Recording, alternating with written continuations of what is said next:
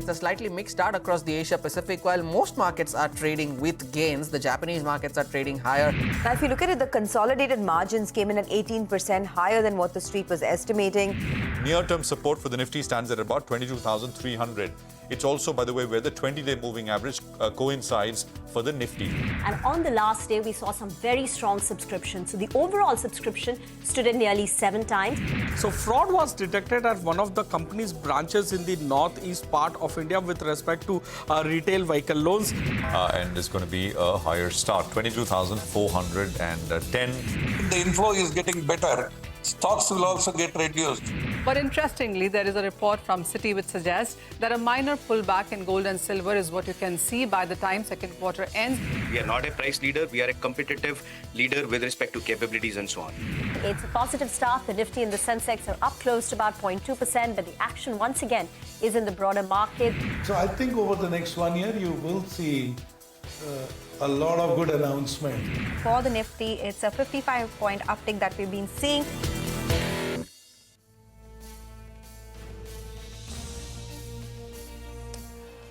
Well, that's the day so far, and it's been a decent day, I have to say. This is, of course, closing bell. We're coming to you from the CNBC-TV18 Motilal studios. I'm Prashant. With me, my colleagues Rima, Surabhi in the studios, and Nigel is joining in from the newsroom floor. Guys, hi, good afternoon. Afternoon. Hi, afternoon. What a strong day for the mid-caps, the broader markets. Absolutely, and I think that is what we want to start with, because it's not the Nifty, it's not the Nifty Bank. It is basically, the broader markets. 1% of the small cap index, 1.25% of the mid cap index, and that is where bulk of the action stands at right now. So let's just quickly tell you what's happening right now. The Nifty's had no problems, by the way. I mean, it's not been, up and away kind of a day, but it's kind of held on in a pretty good way. But market breadth has done even better, and that's largely because smaller stocks, single stocks across the universe, and there's no one sector or anything of that sort. That part is doing very well. The Nifty itself is in this resistance area that we sort of put out in the morning, which is roughly 22,400 to about 22,500.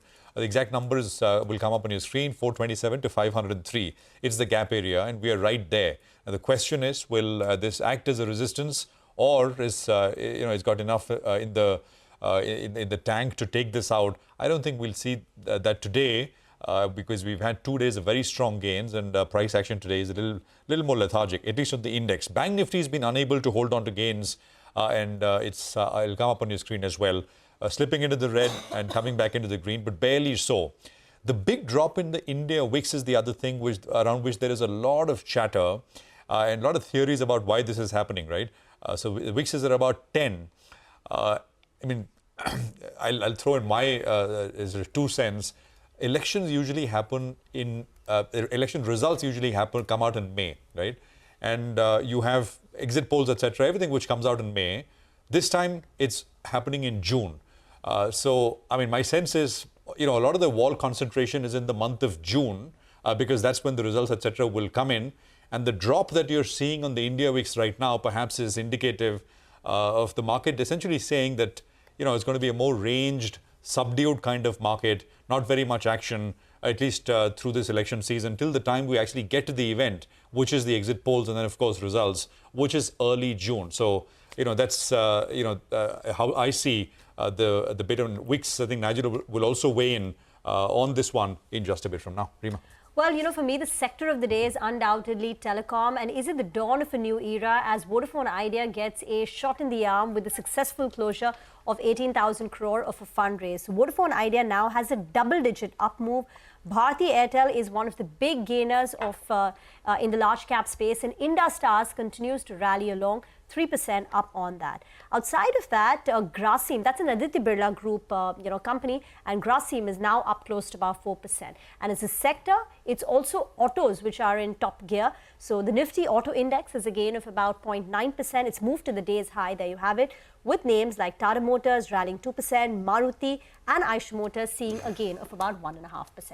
Absolutely, Rima. For all the months and years we spend wondering where is the money, where's the equity, who are the investors? Well, we have the answers to that now. Big FPO going through very successfully for Vodafone Idea. The other sector in the market that's managed to do well once again is PSUs. A lot of those stocks are now flying around. Look at RVNL, for instance, 6% higher. NBCC's chart will show you a big surge in the last 45 odd minutes or so. So RBNL, let's pull up NBCC, looking good as well. A lot of the shipbuilders are having an excellent session. So Cochin Shipyard, look at something like a Garden Reach Shipbuilders, very strong moves on a couple of these counters, which is just pull up Masgaon Dock as well. Most of these PSUs have had a pretty good session, particularly the shipbuilders, very, very strong gains coming in. And then you have stocks that have done very well, reacted very well to numbers. And we'll talk more about them as we go along. Hatsun Agro is one of them, 10% higher on the back of strong results coming in. Tejas Networks, Rima has been telling you right through the day what changed for Tejas, because that top line growth and the profits, they're looking so good. And the market has taken note of that 20% circuit on Tejas. So all in all, an excellent day for the broader market as well. But Nigel, I mean, this VIX is interesting, right? This 20% drop. Don't see this on a daily basis for sure. Well, that's right. Surbhi, the India VIX has seen the sharpest drop we have seen in 5 years. And the previous couple of times that we saw this sort of a drop on a closing basis was on counting day. Now, the India VIX itself, you'll ask me, what is it? Well, it measures the market expectations of the volatility over the near term. Volatility is often described as the rate and the magnitude of changes in price, and also referred to as the fear index. Now, this collapse in the India VIX, well, it's due to the easing of the war tensions. The other factor at play could be the elections moving in the right directions. That's the current ruling BJP government coming in for another term. So basically, the market is not anticipating any new hurdles for the time being.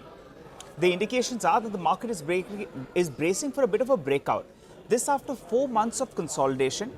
But there also could be a case of getting a little bit too complacent, or maybe complacency setting in as well. What does the options data indicate? Well, in the near term, there could be a short straddle at play at around the 22,400 odd mark, which means that the call and the put, both of them are getting written. The total premium being pocketed is around 200 rupees, which means for the next few days, the range will be around 22,200 to around 22,600 odd. So it's the biggest drop that we have seen on the VIX. If we end with this cut off around 22% in the last 5 years or so, just want to put on the table the reasons behind it. And it appears the markets as well are bracing for higher levels after consolidating for the last 4 months or so. Well, let's find out how do you position yourself for the final hour of trade. Mitesh Thakkar joins us with the closing strategies. Hi, Mitesh. Good afternoon. Good to see you in. It's been a good session, mind you, but the Nifty Bank is not performing. What's your take? See, it's been a decent session, but as you know, even I was highlighting in the afternoon show that the Nifty Bank's performance is kind of a worry, and that has prevented the Nifty to fill the gap which was done last Monday. So we are still hovering around the gap area and not showing the strength to get past that. That's a bit worrisome. But what is good is the breadth. I think it's clearly the breadth of the mid cap and the small cap stocks, which is not only showing good momentum, but also showing very good follow-through. So I think maybe, you would want to avoid the large cap in the short term and indices, and, look at the breadth and try and trade there. So I have buy call on M&M Finance with a stop below 163.5. Sorry, with a stop below 163.5, and I would look for a target of around 175 here. And the other stock which is on my radar is a buy on Maruti with a stop below 12,800 for targets of 13,400. Okay, thank you, Mitesh, for that. Let's get to the stock of the day, and undoubtedly that is Tejas Networks. This is after the company reported their numbers. It's a large telecom equipment manufacturing company for both wireless, wireline, switches, routers, etc. And the company has been a beneficiary of Make in India. So their India business, whether it's private or the government business, has grown much faster than the international business. So, if you look at the FY24 numbers, for instance, the India government business has gone up 247%. India private business has gone up 172%, and India now constitutes 90% of their overall revenues, while the international business has seen a growth of just 3%. So it's been a big beneficiary of the entire Make in India story and the PLI. Plus, the company, BSNL getting into 4G. This order was won by TCS. So TCS's project is also ramping up. But Tejas Networks has also been a big beneficiary of that. But let's get to the numbers then. Tejas Networks has reported a very strong quarter this time. Q4 is seasonally strong for the company, but this time even more so, 347% up on a year-on-year basis. The company has reported profits after 5 quarters of losses. EBITDA for the company has come in at 300 crore rupees. And in the prior quarter, the company's gross margins were lower because the company had, manufactured and sold more of the low margin business. But this time, they seem to have sold more high margin business. Order book is very strong, more than 8,000 crore rupees. Cash in the books is healthy at 600 crore rupees. And I'm going to leave you with the annual performance of the company. This time, it's a 168% jump in the company's annual revenues. And after 2 years of losses, this quarter, the company has thrown in a profit for FY24. Sudeep Bandyopadhyay from IndiTrade Capital is with us on the show. Sudeep, is Tejas Networks a stock that you look at, you've tracked, analyzed? We do. And I think, what's changed is this entire excitement around this telecom space. Railways have been doing a lot of work, BSNL, of course, and the private players as well. So I think, suddenly there has been a spurt in activity in this entire space. And the beneficiary, of course, is Tejas Networks. As you just right now mentioned, the domestic business has grown exponentially.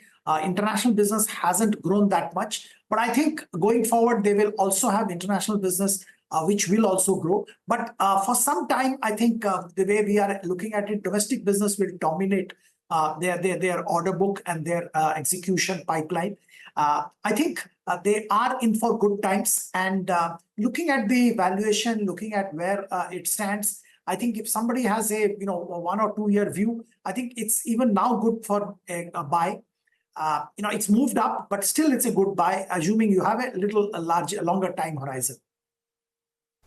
Okay, that's Tejas Networks. Stellar move today in the last couple of sessions also, actually. So, Deep, stay on. We have some more questions for you. From a stock that's flying high to one that has been sulking all day. Talking about Mahindra and Mahindra Financial now. M&M Finance is actually down about 5.5% even now. Earlier, we got to know that the company has acknowledged that there is indeed a fraud in some of its branches in the Northeast. And this could be to the extent of 150 crore rupees. And because of this, they've also delayed their results board meeting. That will happen a couple of days later. Now we have Abhishek with the latest details. Abhishek, definitely weighing on the market's mind, this development. M&M Finance has deferred their board meet, which was scheduled for today for Q4 FY24 results, to 30th of May from today. The fraud was detected at one of the branches, in northeast part of India, and this is with respect to the retail vehicle loans that they give out. So, fraud involves forgery of KYC documents. The estimate financial impact is about 150 crore on the higher side. Now, this would have formed about 21% of the PAT that has been estimated by analysts as well. And this amount, if you take a look, they actually do a ticket size of 3 to 4 lakh rupees. So anywhere between 3,750 to 5,000 accounts would have got impacted over here. They are taking necessary corrective actions which have been identified, and few persons have been arrested as well. But brokerages say that, from investor point of view, they say amount forms 15% of Q4 FY24 PBT and 6% of FY24 PBT. IIFL Securities says that the quantum of fraud, which is about 3.7 times, disbursals per branch that they actually have, seems to be largely for a single branch. And it seems that, there have been perpetuated over a few years, not just on an immediate basis. So growth can get impacted in the near term as management focuses on tightening the controls as well as taking remedials for this, mishap that has occurred. Macquarie says that issues such as regulatory non-compliance or fraud inhibit re-rating as investors' confidence takes a hit. So unless governance as well as compliance structures are strengthened, longer-term re-rating will remain elusive. Jefferies has also written a note. They say that amount seems to be large for a branch. Process changes may affect the growth or business momentum of the company in the shorter term. Back to you. Okay, all right. Thanks a lot for that, Abhishek. Well, Sudeep, what do you make of this piece of news that's come in there on Mahindra? Out of nowhere, this fraud has come out there. Remember, the management has been talking about an ROA of around 2.5% odd. It trades at roughly around 1.5 times price to book. So valuation-wise, no problem. But this is going to be a bit of an overhang, and I'm not sure how they get to that ROA target of around 2.5%. Your take? Nigel, unfortunate, definitely. And I think it, as you rightly said, it came out of the blue. Nobody was expecting something like this. In fact, we all were penciling good times for M&M Financial in the foreseeable future. Things are expected to pick up in the rural India as well, with rural income going up post expected good monsoon and things like that. So this is definitely a setback. And I think it's very right that this must have been perpetrated over a period of time. It couldn't have happened overnight. So, obviously there were some gaps in controls which were exploited, unfortunately. I'm pretty confident the company will do the necessary strengthening of systems and processes. But yes, this will linger for some time. Unfortunate, but it will linger for some time. And it will take some time before they come out of this so-called stigma. We have seen this in other companies also in financial services. It happened in Canfin Homes a couple of times, and the stock never regained the momentum for a very long time. So I'm hoping that M&M Finance will regain momentum soon and corrective actions will be taken, but undoubtedly unfortunate incidents, and it will take a beating. It is taking and it will take a beating for some time. Any thoughts on BSE, Sudeep? 10%. I mean, the winners just keep winning. That's been the story for the last year and a half, right? Take a bit of a pause and then they just keep moving. Absolutely. No, I think, Prashant, the way I look at it, I think it's a fantastic stock. And, if we are betting on financialization of savings, equity market culture going up, I think there is absolutely no challenge as far as BSE is concerned. It will definitely, show good performance in the market as well. Also, they have been doing a lot of things right, and they've been, creeping market share. Which earlier was NSE's monopoly. They have started gaining market share there. So I think good things are happening in BSE. So obviously they deserve a better valuation. But I think the way it has moved up, the way it's still moving up, I think it defies, to an extent, I would say, logic. So I will be careful. Fundamentally, there is no problem. The only challenge is the valuation at which it is quoting and it is still moving up. Okay. BSE, definitely a gravity-defying stock, almost 600% up in the last 12 months. That's been the move. Sudeep, what about the shipbuilders? Suddenly there's excitement on the stocks again. Garden Reach, Cochin Shipyard, all of them are up and about. Again, same question. I mean, while there could be big announcements on orders, the way the stocks have run up, would you take any fresh positions now? Not really, Surbhi. In fact, I think I had discussed this earlier also, that a fantastic story as far as Mazagaon Dock is concerned, or Cochin Shipyard is concerned, even Garden Ridge to an extent. The way they are getting orders, the way the order book is building up is amazing. I think it's never ever happened like this in the history of these companies. So obviously, good times are there for these companies. But there is a fundamental difference between order wins and that translating into the profit and loss account. Some of these, we have to remember that a submarine requires 5-7 years to be ready. So it's a process through which these executions will happen. And there are many slips between the cup and the lip. So I'm not saying, there is any challenge, but it will take a long time. But the market probably is going a little ahead of this entire curve. And that's the reason why I'm a bit cautious on all these stocks at this stage. They are good companies, good order book, everything around them is good, except the valuation has run up well ahead of its time. That's our belief. Sudeep, thank you very much for weighing in on all these stocks. Need to get into a break. As we do that, it's time to shine a spotlight on the backbone of our economy. A celebration of your impact on India's success story. CNBC-TV18 and HSBC India proudly present India's biggest SME awards platform, honoring the small and medium enterprises that drive our nation's growth. Nominations are open now, and we invite you to become an SME champion. Your dreams power India's progress, and it's time to celebrate them. Scan the QR code and be a part of the monumental recognition at the SME Champions Award. It's not just a platform, but an opportunity for you to step into the limelight.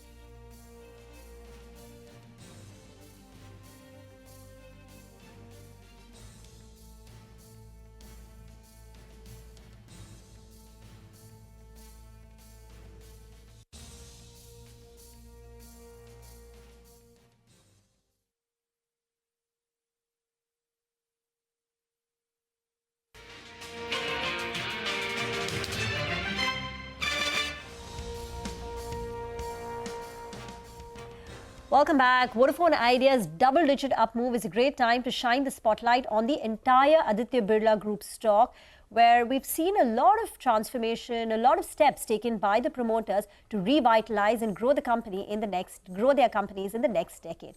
Nimesh is here. Nimesh. Hi, Rima. So, as rightly pointed out, the group has been in the news and for the right reason, right? And the entire group is buzzing in trade today. But just first on the news part, today, if you look at Vodafone Idea today, that's up 11%, largely because the group has managed to raise 18,000 crores in the FPO. And the good news was that for that FPO of 18,000 crores, they got a demand of over 1 lakh crores. So that was a kind of interest which was there for Vodafone Idea. And actually, that had a bit of a rub-off on the entire group stocks as well. But from a news perspective, over the weekend, there were a couple of other news as well. One, Ultratech made an announcement that they're buying out a small unit from India Cement for 300 crores, and they're going for an expansion in that in an organic way as well. So that was one news. And second was the vertical demerger, which the board approved for the Mundra lifestyle businesses into a separate entity. They've announced the businesses as well, which will be part of that group, and what kind of debt which will be shifted within the both of groups. So that was a key trigger for that stock to do well. So I'll start with Vodafone Idea first. Stock is up 11%. Big overhang is out of the way. A couple of weeks back there were doubts on whether they'll be able to raise money. Now they've raised, and in a big way. There was a very strong demand from both HNIs as well as large investors. Now the focus will be on what will the money be used for. In fact, there is an expectation of capex as well as 5G expansion. So that will be a big trigger for the stock. And of course, post-elections, whether there will be tariff hikes. So that's something a lot of investors will be watching out for Vodafone Idea. That had a bit of a rub-off on Indus Tower as well. And additionally, there was a CLSA upgrade as well. So these two stocks got covered today. Apart from that, AB Fashion is up 10%. Now, over the weekend, yesterday there was a call on AB Fashion as well on what the road ahead would be for both the companies. They've announced the vertical demerger. How much debt will be transferred to each of the businesses. And the call was very clearly mentioned that both the whole rationale of the demerger was to make sure that both these businesses take their own course of growth and focus on individual businesses. So that's gone down very well as far as AB Fashion is concerned. So that's the second stock which was buzzing in trade. The third name is AB Capital. Even that is up 7% and on good and on large volumes as well. Interestingly, just beginning of the month, there was a big note from Macquarie on AB Capital.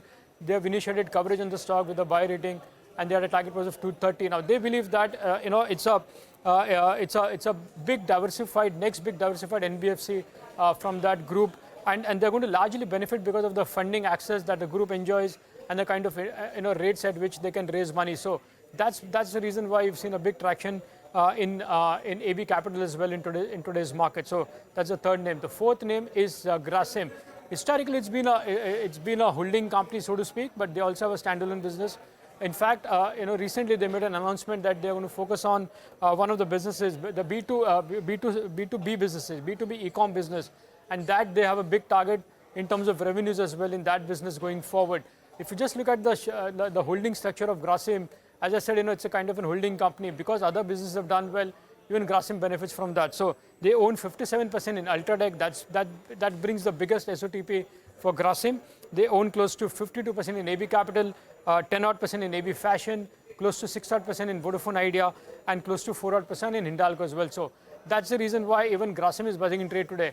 It reflects because of other group stocks doing well. Also, their standalone business is expected to do well. Plus, they've announced the launch of the paints business as well within Grasim. So across the group, there has been a big traction today. All the stocks are buzzing. But that's largely because Vodafone Idea, which has been the biggest pain point for the group, that has successfully raised 18,000 crores via FPO. All right, and Nimesh has been spotting this for us for a month, more than a month now. So Nimesh, thanks very much. And it's been a fantastic kind of term that we've seen across the group, as you've said. Jigar Mistry is with us, founder of Buoyant Capital. Jigar, good afternoon. Good to have you with us here. I trust you heard sort of Nimesh outline what's happening in the Birla Group.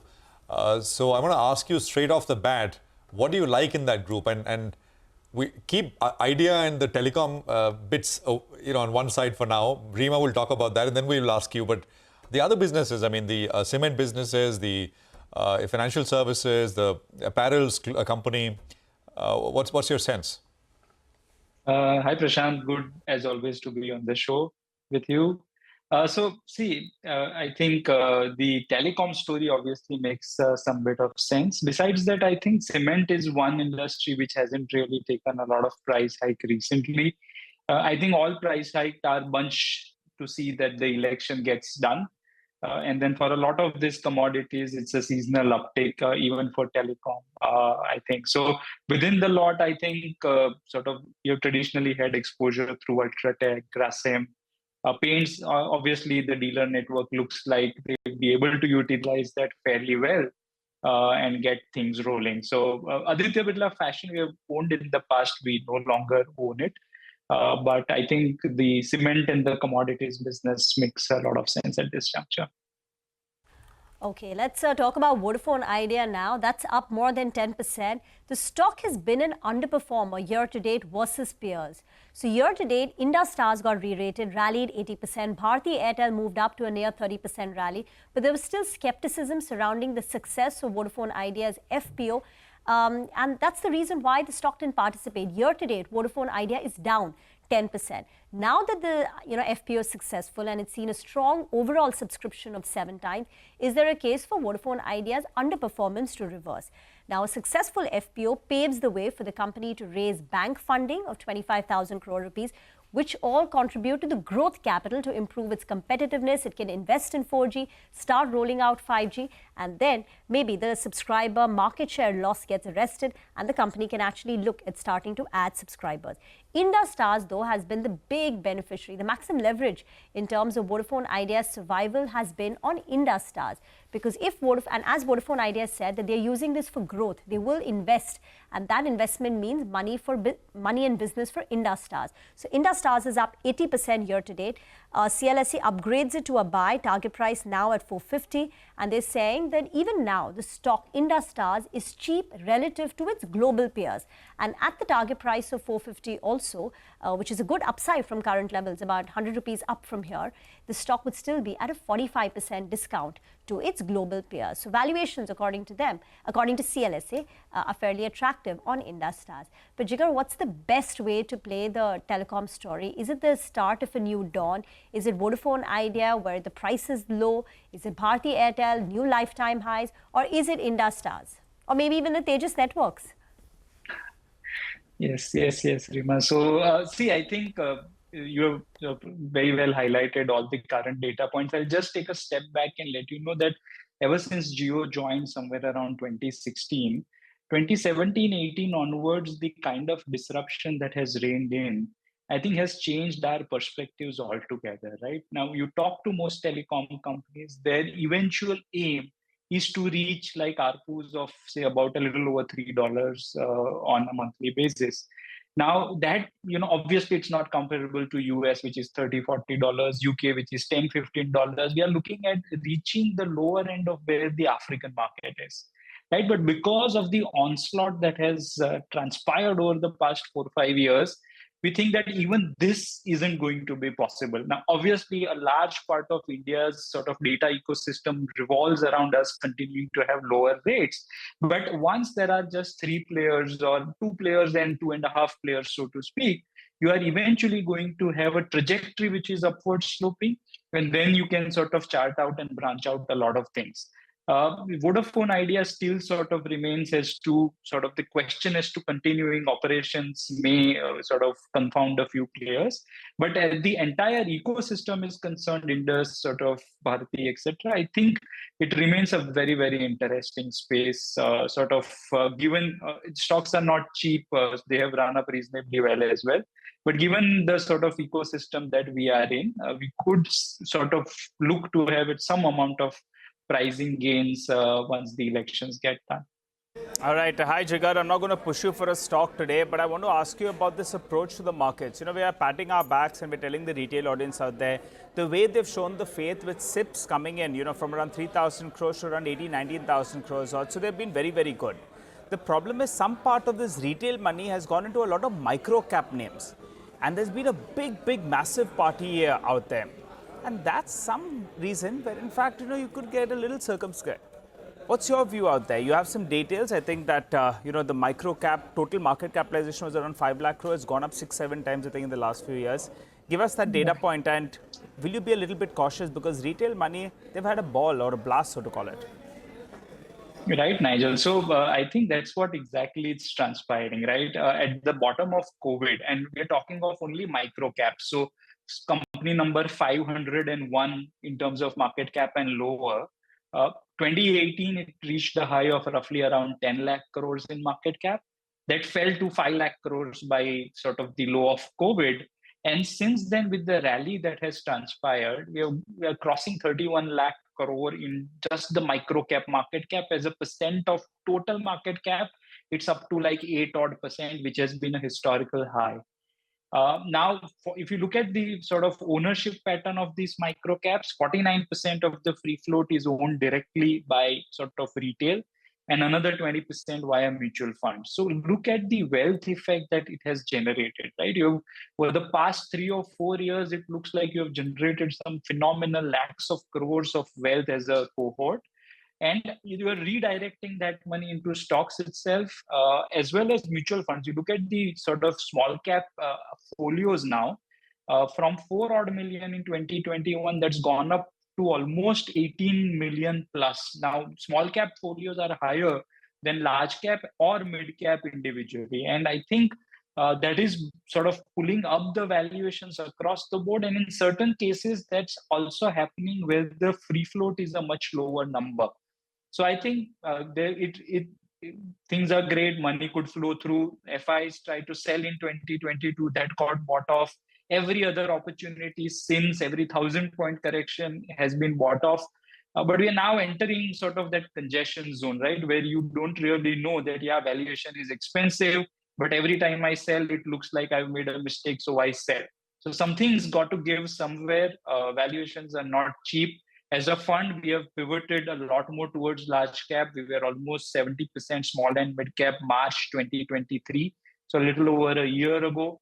That number has been brought down to under 45% now. If the rally continues, we intend to bring it down further to 30, 35 odd levels. And I think, see, long term, it's great story. Railway, defense, it could be really big stories. But oftentimes we get into this zone where, share price just moves way ahead of fundamentals and you're left holding the ball for 3-4 years. So I would be circumspect getting into a lot of this low float, small micro cap names. Mid cap, higher mid cap, large cap is, I think, par hold for the course. Okay, speaking of mid cap stocks, check out Sun Pharma Advanced Research, SPARC.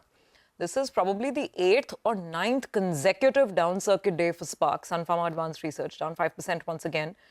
And this is the disappointment that's played out now for 9 consecutive trading sessions ever since SPARC declared to the exchanges that one of its key drugs that was supposed to be a big blockbuster drug to treat Parkinson's, that did not meet the endpoint results in the trials that were going on. And then they've suspended that. And now they'll see if this drug can in fact be used for the treatment of leukemia, but that's a much smaller market size. So that disappointment has really slammed the stock down. Today, even Sun Pharma is down quite a bit. Sun Pharma is the biggest Nifty loser, down about 3.5%. Jigar, any interest in Pharma? I'm not sure if you can talk about these stocks, but Sun, the fall is quite a bit today. And SPARC obviously is still reeling under that drug disappointment. Just your thoughts overall on either these companies or the overall approach that you're taking to Pharma. Right, Survi. So I think pharma is an interesting space because sort of if you go back 1984, the Hatch-Waxman Act that allowed for Ranbaxy to file for Lipitor, that set the case which allowed Indian companies to file for these small generic opportunities. The whole rally that ensued till 16-17 was then broken because of a lot of things coming through, right? Obviously, the molecular opportunity changed from single to a lot more complex ones. The GDUFA fees was raised. Lot new players came in. The inspections went up, and all that I think bottom around 21, 22. So I think from April 2023, that's when we put out that article as well. It looks like the entire generic market is fairly poised now to take the benefits of what's coming through. Whatever, like the incremental negatives are now behind us, and you could start looking at a lot more opportunities on a stable pricing base.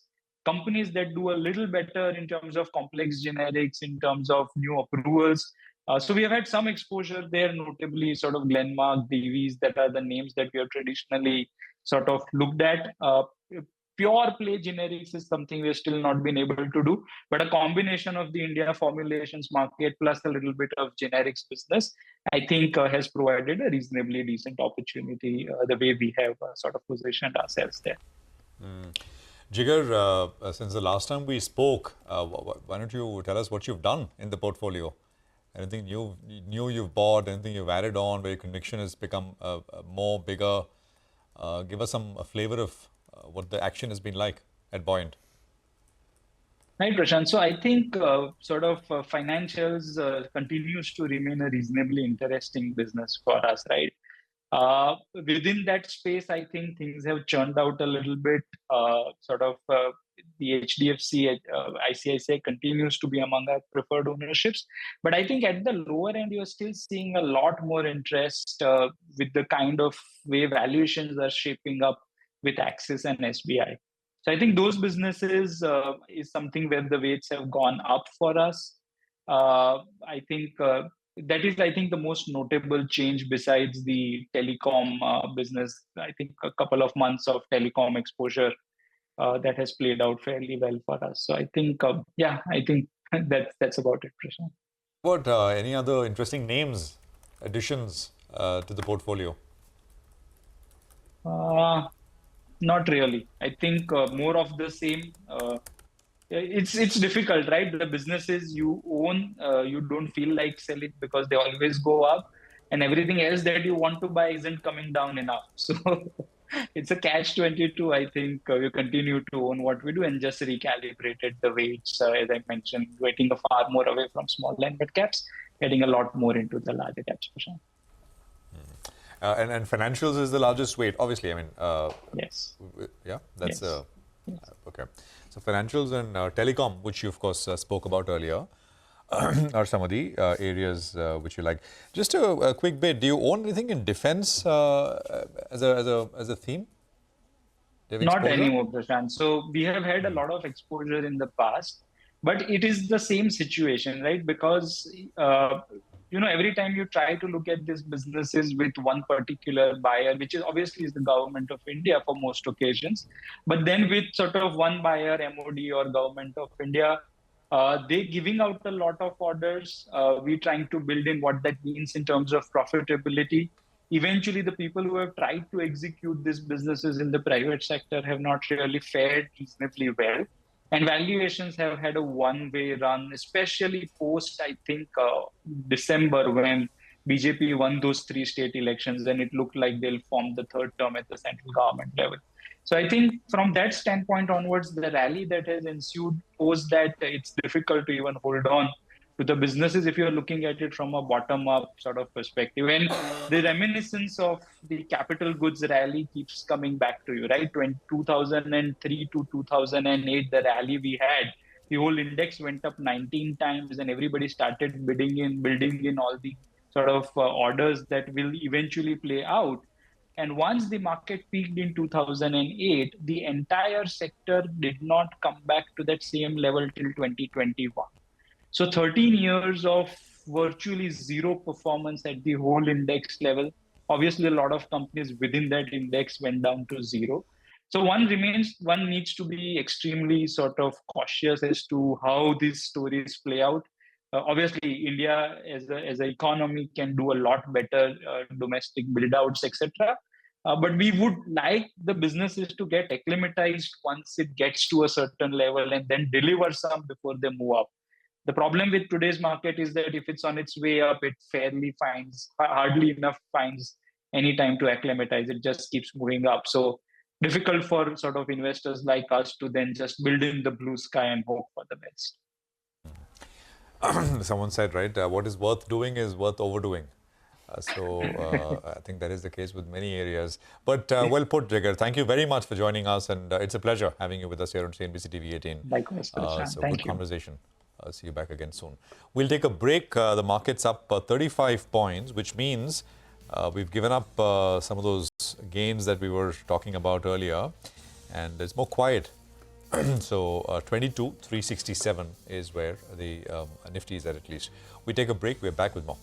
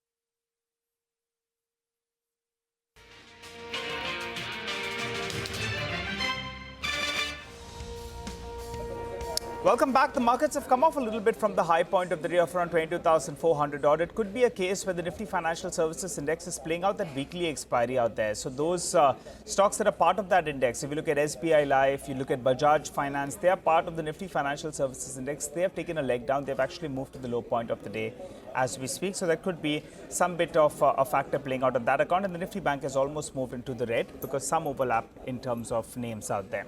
Well, Mitesh Thakkar is back with us. Mitesh, what's your call at 3 p.m.? The idea is that avoid the index. We're talking about this, that the index will face a lot of supply. So avoid that. But trade the breadth, which is where the strength is. And I have a BTST on MCX with a stop below 3999. I'm sorry. And a target of 4050. And Metropolis is a BTST with a stop at 1820 or 1819 for target of 1860. Thank you very much for that. Let's get to Tata Consumer. It's under pressure ahead of its earnings today. Mangalam joins in for more on that. Mangalam. Well, the stock did well in yesterday's trading session, so some of those gains are being given back today. But be that as it may, it's about 10% away from its record high, trading at around 63 times FY25 earnings as well. What is expected? A good set. Why do I say that? Because it's a 10% revenue growth that the street is working with, which is nearly twice, the speed at which the FMCG index or the FMCG sector is likely to grow on the top line this time around. And we're also expecting an 18% jump on the company's EBITDA, so margins close to around 15.1%. This compares with 14.1%, so a 100 basis points jump is what we're expecting out there. On the bottom line, 315 crores. This compares with about 345 crores.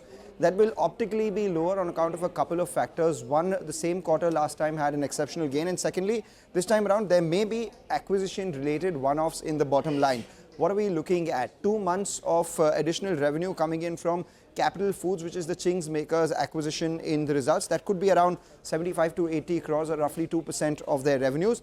Organic India, which was the foods business of Fab India, will start reflecting from next quarter, which is the first quarter of FY25. Overall, India business likely to grow between 10 to 12%. In that, beverages around 9 to 10%, and we've seen around 35 to 40% growth come by for the growth business, which is Nourishco. India foods business is likely to grow by 12 to 15%. What will be a bit of a dampener is the international beverage business, which will grow about 5 to 7%, largely led by price growth, and that's because of the higher prices for tea and coffee. The margins in the international business are more important to track, and the management commentary on scaling up of these acquisitions is something that I'll be watching out for. All right, Mangalam, thanks a lot for that. Well, I think we can go across to Nimish now to fill us in with all the information that he's picking up in terms of D-Street chatter. Nimish, tell us what are you picking up? Well, you know, the good part, Nigel, is that the momentum continues on the upside and it's backed by FI buying as well. Basically, I mean the institutional buying, right? It's not only the FIs, and that was a number yesterday as well. Even today looks like there will be good participation on the buy side from the institution. So that's from a flow perspective. I guess now after few days of consolidation in the large cap names, now it's spilled over to the broader markets as well. The mid cap index is of 1%, and a lot of individual stocks are buzzing in trade. That was not the case for the last many days. Only select stocks were doing good. Now it looks like it's across the board. There is a bit of momentum in the broader markets today. From a sector perspective, two sectors stands out. One is real estate and the other one is cement. Both are well bid by large institutions. When I mean there is buying interest from large institutions in these two sectors. I guess technically we are towards the upper end of the band now. 22,350, 22,400 seems to be a resistance zone. So maybe you'll see a bit of a pull down from those levels. But the other interesting to highlight is the VIX. The India VIX is a near all-time low levels now. Historically, we've seen around these levels, the market tends to be a little sideways, and then they trade in a very narrow band for a 1 month period. So looks like from here on, it'll be a very individual stock, and maybe the Nifty and the Bank Nifty may be a bit range bound. That's the overall feedback. But from a flow perspective, the momentum is backed by institutional buying as well. Okay, all right. Nimesh, what about individual stocks? What are you picking up? So in terms of individual names, the first stock is DLF. I spoke about a bit of interest back in the real estate stocks. DLF stands out. It's been buzzing in trade as well on large buying interest from larger FIs. Interestingly, there was a Morgan Stanley note in the morning, and they put out a tactical buy report as well, suggesting that the DLF could do well, at least in the short term. So that's the first name. The second stock is Max Financial. This is interesting. Couple of interesting reports since morning. CLSA today put out a note. They've raised the target price in Max Financial to 1,400, and even Ambit has put out a note. They have initiated coverage on the stock as well. However, the stock is off the day's high, largely because of bid offers from larger FIs. So looks like at lower levels, there are some bid blocks happening in Max Financial in today's market. The third stock is SAIL. Within the metal names, this SAIL stands out largely on back of strong buying interest from larger FIs, so larger HNI. So looks like some HNI interest seems to be back in SAIL of late. And the last one is Zomato. In a good market with the mid-cap indexes of 1%, Zomato is under pressure, largely on sell flow. So expect very high delivery volumes on the sell side in Zomato in today's market. Okay, got that. Thanks very much, Nimesh, for all the action coming in from the dealing rooms today and all the buzz. Let's move on now. Heavy Industries Ministry has received 7 bids for the ACC PLI scheme for 10 gigawatts hours capacity. Parikshit is here with more details. Parikshit, do fill us in. Well, this was the second phase of the ACC PLI scheme, which was actually launched by the government in 2021. The total outlay for this scheme was 18,100 crores. The first phase had seen approvals for companies like Reliance Industries, Ola Electric and Rajesh Exports, and they were allocated 30 gigawatt-hour capacity in July 2022. So there was some space, some remaining capacity with the government. Now, the government had recently opened bids for the second phase of the ACC PLI scheme, and 7 bids have been received. In fact, the bids were opened earlier today, and this is for a 10 gigawatt-hour capacity scheme. And the government is saying that they've got a very good response. In fact, the bids received are for 70 gigawatt-hour capacity, or 7 times more than the capacity under allocation. Now, the incentives will be to the tune of a maximum budgetary outlay of 3,620 crores, which will be available to the companies which are finally awarded tenders under this scheme. Some major players in the energy space, in the clean energy space, such as Acme Cleantech, Amara Raja, Anvi Power Industries, JSW New Energy. JSW Group had told us that they would be applying for the ACC PLI scheme. You've got Reliance Industries, Lucas TVS and Vari Energies Limited. Now, the reason why this is important, because eventually the government hopes that there will be a local battery manufacturing ecosystem in the country, cell manufacturing ecosystem, and these players will supply to big electric vehicle makers, car makers, two-wheeler manufacturers, three-wheeler manufacturers in the country, and the overall cost of acquisition of electric vehicles will come down. All right, Parisha, thank you very much for that. So some really big players expressing a lot of interest in that battery PLI scheme. We'll take a quick commercial break here. We'll come back. Jai Bala of cashthechaos.com with us on the other side. Stay tuned.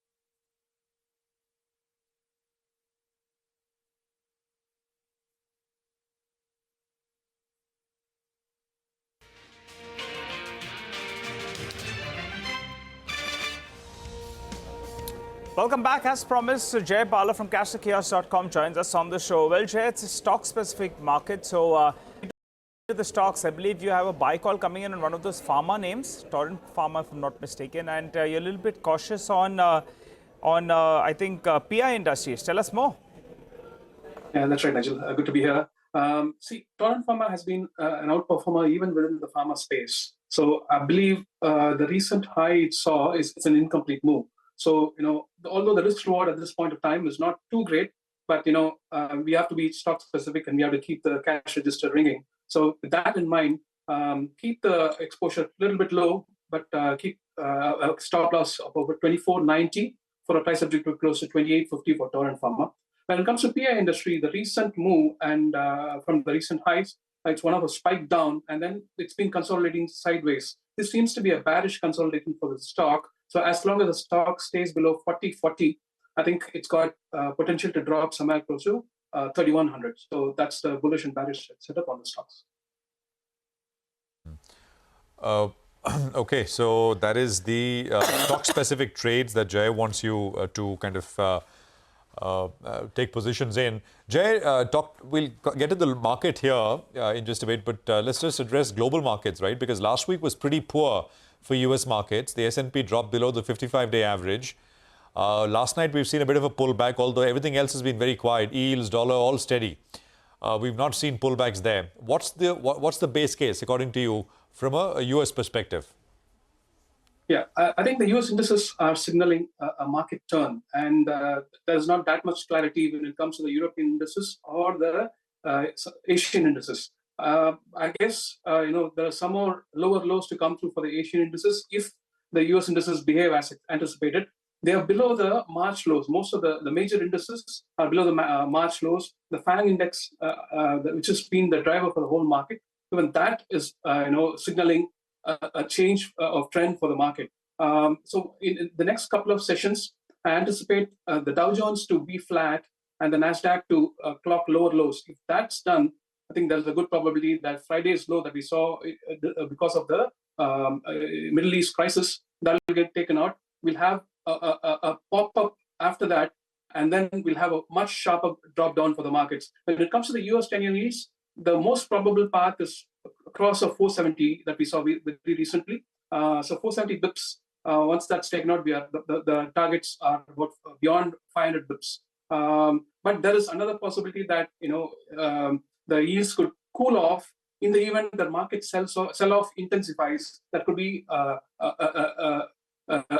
move towards safety. So in that scenario, we could have the markets see yields cool off. So that's the scenario I'm working with broadly. Jay, you're not you still have that risk-off scenario, which is still a probability, maybe another leg down. So you're keeping that on the table. Got it. For us here, some of the telecom stocks are looking very interesting, Jay. Just want to specifically talk to you about a Bharti Airtel. I don't know if you look at Vodafone charts at all, because the stock has been going through a huge sort of, corporate restructuring development for the last many years. But in case you looked at Vodafone and Bharti more importantly, what do you make of the price action now? I've been bullish on Bharti since December. I've had two buy calls here on CNBC itself, once in December and once later in January.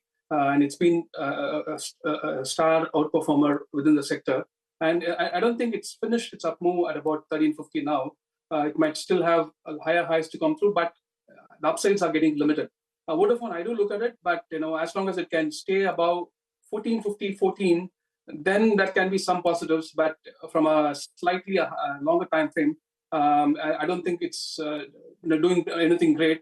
More of sideways consolidation needed before it can launch higher, if it were to launch higher in the medium term. Okay, Bajaj Finance has slipped a bit as we speak. So Bajaj Finance should come up for you on your screen. LTI Mindtree, which reports numbers today, is in the green, but you can see a little bit of a downtake coming through on LTI Mindtree ahead of numbers tomorrow. And JSW Steel too is down close to about 0.5%. Jay, any other stock recommendations that you would have? I have an extreme short-term, positivity towards HLL or Hindustan Unilever. I anticipate the FMCG index to bounce back somewhere close to 53,000. And I know this is just a short-term bump up for the stock. I'm negative on it from a medium term. So holding with a stop of about 2100, anticipating a bounce somewhere close to 2400.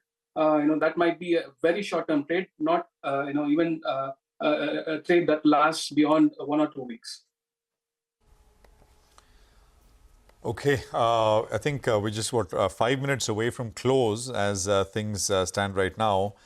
Apart from the trades that you mentioned, would you look at, Jay, broadly, stocks, lots of stocks after many years making new highs. Look at something like a Sterling Solar Wilson. I'm not sure if you looked at the stock recently. Look at something like a VATech Vabag, which made a new high.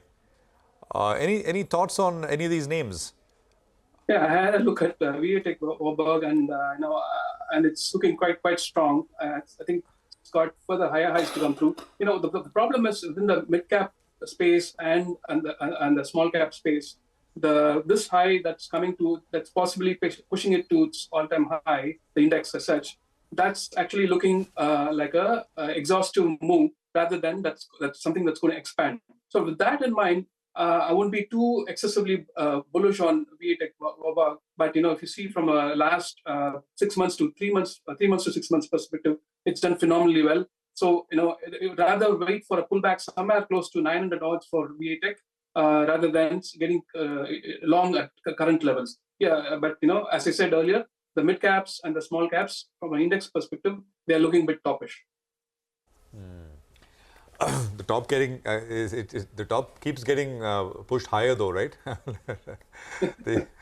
That's the market for you. What about MCX, BSE, etc.? Any trades here? MCX, I think it's looking reasonably okay. The recent high of about 40.15, that's the clock a few weeks ago. That needs one more high to get taken out. But from a slightly couple of months perspective, it's moving up with its momentum slowing much slower. So this is a signal that the next high could be something that's clocking a top. So as long as the stock can stay about 3,700, I think it's a positive. If 3,700 were to get broken after clocking fresh record highs, I think that'll be a signal that this is a reversal for the stock. By the way, the metal index is slipping now. The metal index is down close to about 0.5%, and that fall has come through only in the last 30 minutes. So in the large cap space, it's JSW Steel, which has taken a bit of a knock. Nalco is down 1.5%. Vedanta is under pressure by more than 1%. Hindustan Copper's loss is close to about 0.5%. There you have it. Many of these metal stocks are slipping. But Jay, they've had a fantastic run. Is there a trade that you would recommend on any of the metal/commodity names? Yeah, I think there is a euphoria that's building up in the base metals, and I've been slightly positive on Hindustan Copper from a short-term perspective.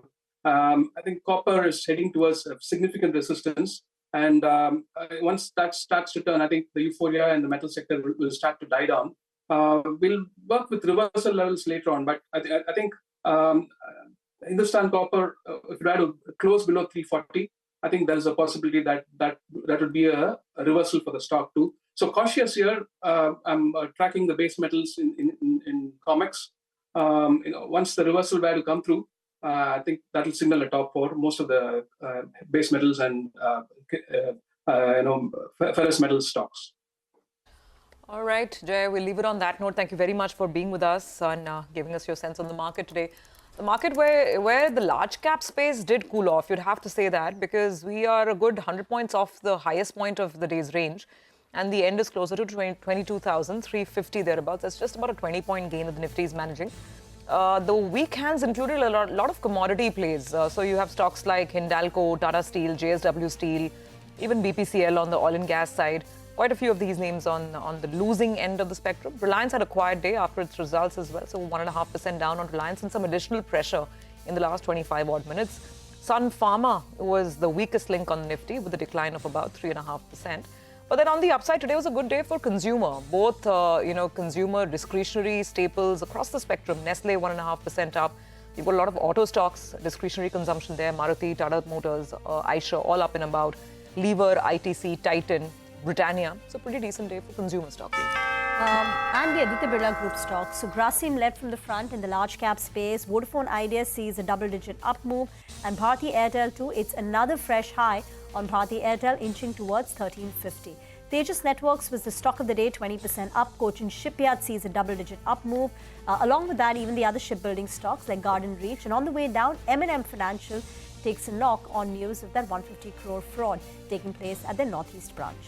BSC, right? I mean, sharp move. I mean, actually, you've had a sharp move in any case with a 10% pop. Another 3-4% by into close. So ends about 13% higher. And that's a very large move. MCX, we were just talking about with Jay earlier. MCX also ending about 3.5% higher. New highs, both of these essentially. More names. Honasa was a big gainer. Hudson, the management was with us earlier. Indiabulls Real Estate out of the blue came back. Of course, that money infusion happened a couple of weeks ago.